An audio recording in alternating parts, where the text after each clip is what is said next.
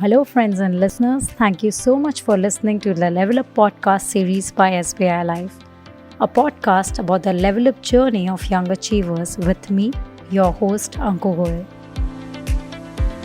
In the episode 3 of the Level Up podcast series, we have with us the journey of a passionate couple, Savi and Vidit Taneja, who travel the world together to level up their careers through adventure.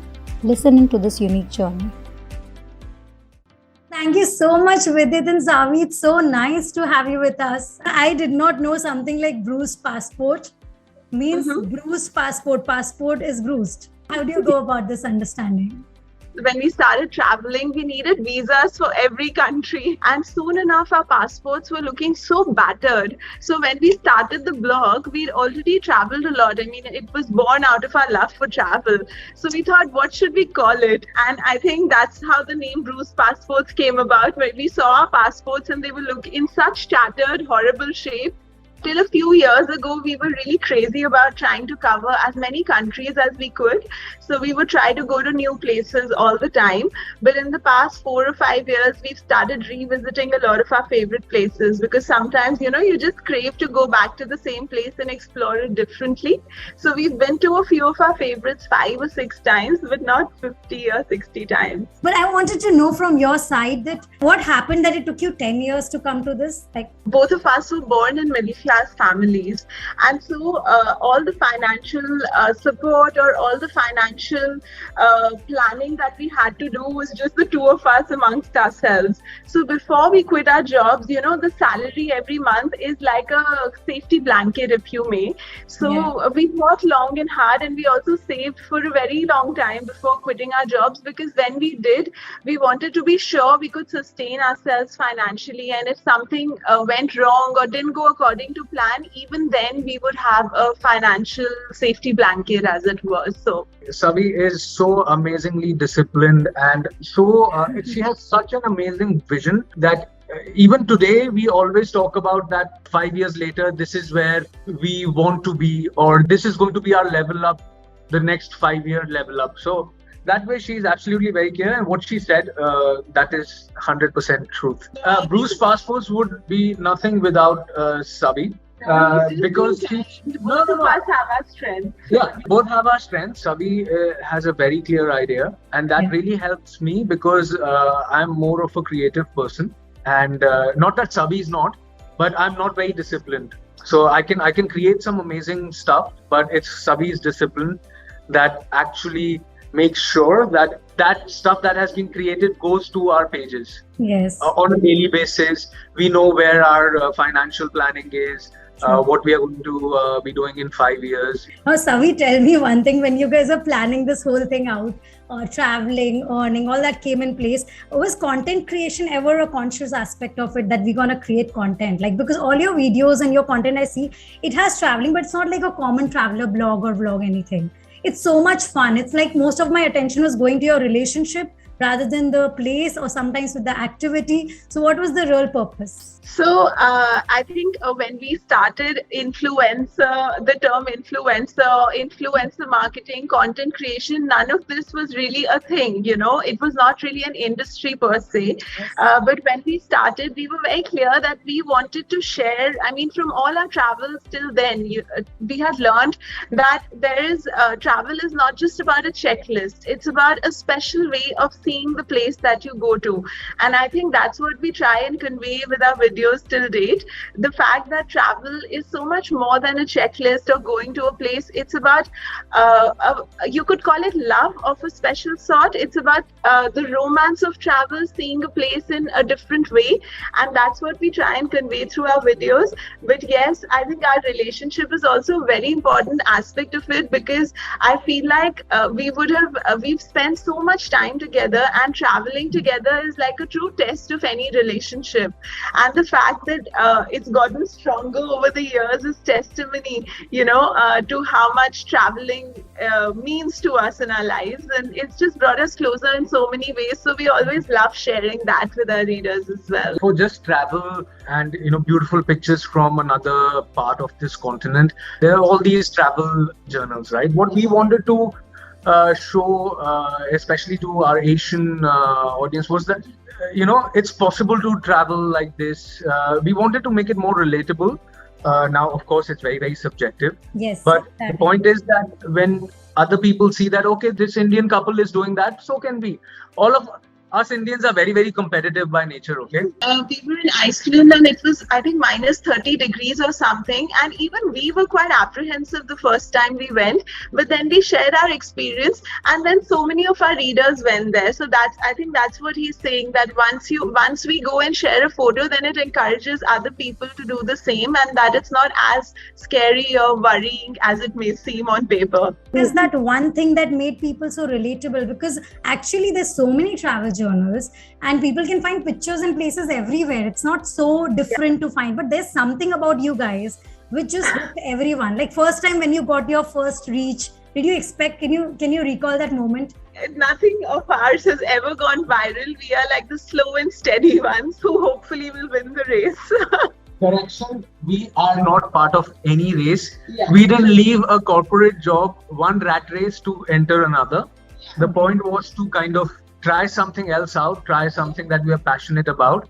And it's worked out. But again, as they say, nothing worth having comes for free. So there's been a lot of hard work, a lot of discipline, a lot of, compromises and sacrifices. But viral, see, when we started this, right, there was no Instagram, Okay. I think. So we first started with a Facebook page and a website. The first time we posted our photographs on Facebook, at that time, I remember there were like 500, 600 likes, and it's just a number. And we had not yet quit our jobs. We were, for the first 2 years, we were juggling our jobs and this new venture.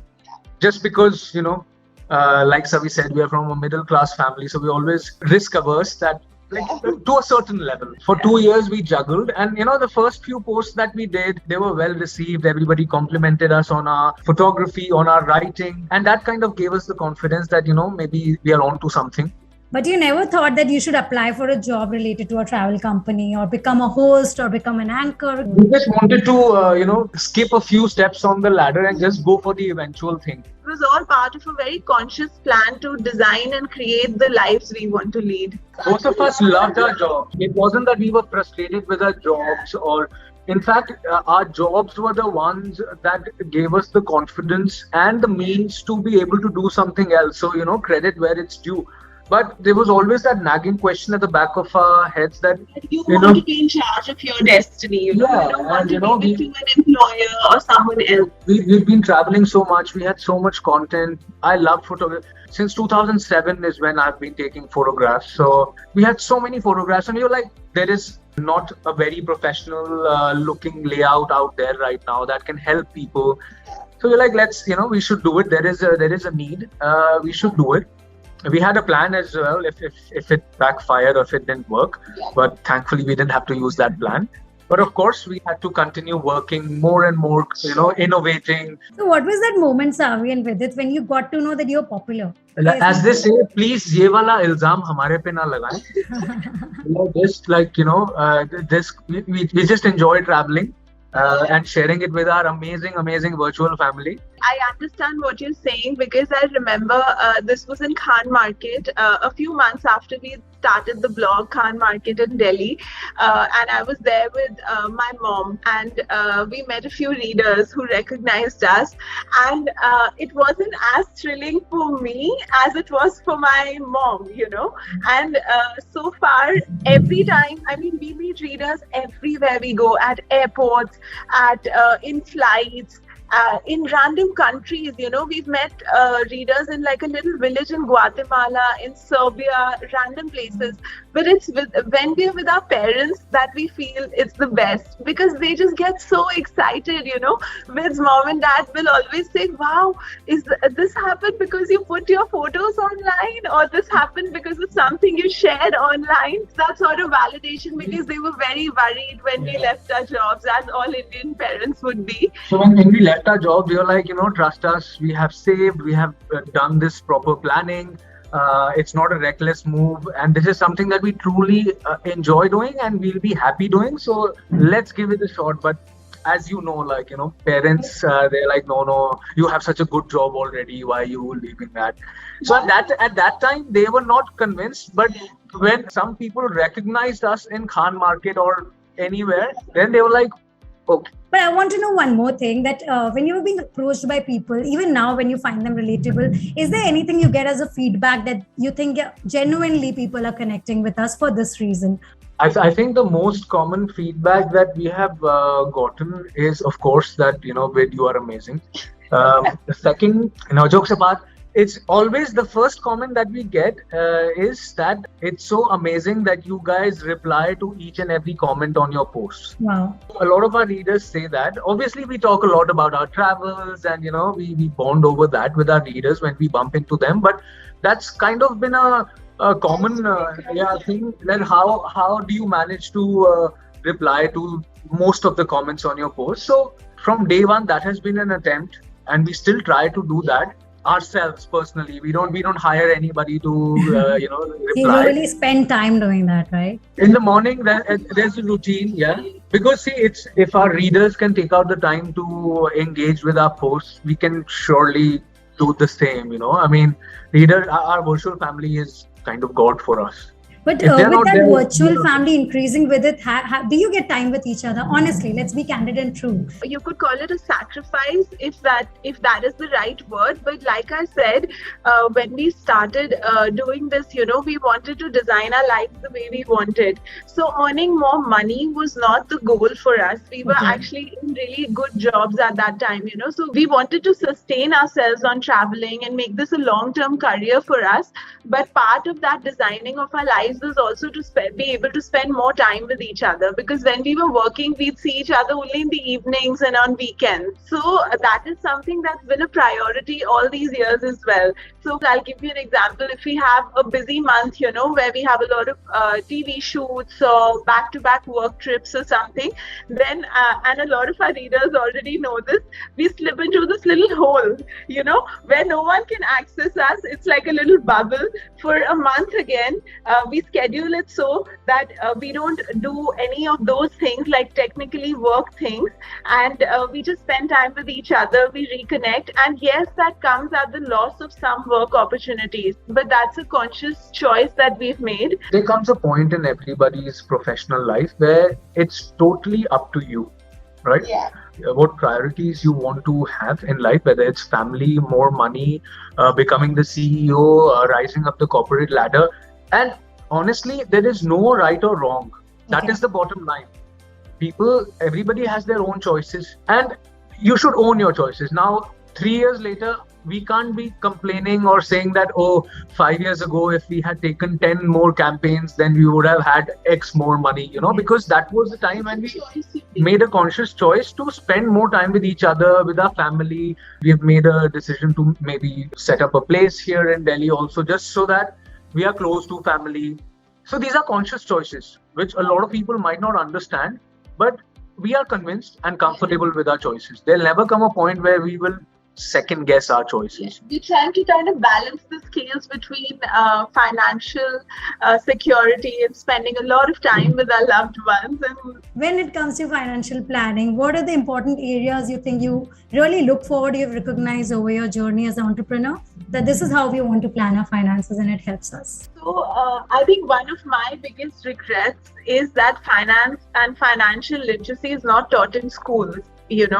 Because I did an English literature degree even at college, and I felt so when we transitioned to being entrepreneurs and suddenly all this responsibility was on us, managing finances, taxation work and stuff, I regretted it so much that I hadn't learned about all this in school. So for me, financial literacy or educating myself was such an uphill task. But I did that a lot, I read so many books, I watched so many podcasts, YouTube videos, you name it, I've done it. But then I realized that as I was doing that, I was becoming so passionate about it. Wow. It started guiding my journey. Thankfully for me. No, Vin's always, Or pado beta, or pado. You've always been super savvy with finances, as you said. But for me, it was an uphill journey. And I think it was somewhere around that time when we realized that, we need to make a sort of Excel sheet about how much we need to save if we want to jump into being entrepreneurs from having jobs, have that sort of rainy day sum set aside as well. So those are the different ways in which we gradually kind of leveled up, because both of us have known each other since school. So we've seen each other through a lot. For the first 4-5 years, of course, this kind of stuff doesn't come overnight, right? I can read everything, I can watch all the videos, but unless we actually employ that in our daily life, it doesn't matter, right? So the first 3-4 years when we were doing our corporate jobs and we were traveling on the side as well. Yes. That gave us an idea roughly how much money we need for our travels, the way we travel. And trust me, even before we had the blog, so that gave us an idea, okay, this is the amount of money we need for our visas, for our flights, for our accommodation if we travel to 12 different places in a year. So we started saving accordingly. And then there's that phase where you're getting money from your salary and you're kind of expending it on travel and leaving a chunk on the side. But then when the day comes closer where you have to quit your job, so your daily thing will not be coming, monthly salary will not be coming, you have to start calculating that, okay, now I need to save this much so that for the next 2 years, if there is no monthly salary and if sustainable travel doesn't happen and we have to spend out of our own pockets, this is the fund that we need to have. So we started working towards that. Of course, everybody has their own way of saving. Yes. We were like, okay, maybe we will not go out partying every week with our friends. So things like that. And we made that pot. Of course, a 33% chunk of that was for if something were to go wrong, like, medically, anything can happen. So to secure yourself in every manner, did that thought cross you that I want to secure her future or his future, when one of us, not in the wrong way, but uncertainty is always the reality? In fact, we always advise all our readers as well to have insurance wherever they go, but also things like term insurance, for example, something that has a lesser kind of premium, but if something were to happen to you, while it's important to be flexible, meet new people, etc., it's also very important to take care of things like insurance, money, finance. Anything can go wrong. In a moment, that is the ground reality of our existence. So how do you look at leveling this up now? Because travel journaling is something out of passion you do, and you've done it differently. The difference that you've made also is very evident. What is the next level up game from now? If you can share something around that. See, like you said, that we have been doing this content creation, Instagram for a few years now, and we are well established there. We're really enjoying. So honestly, there is no need to change anything because things are going fine. But it's always better to kind of foresee your future. Where do you stand? Because what is good today could stop being good tomorrow. Right? So what we are trying to do for that is we are trying to diversify, and we have this channel. When I say channel, I don't mean Instagram channel, but content creation.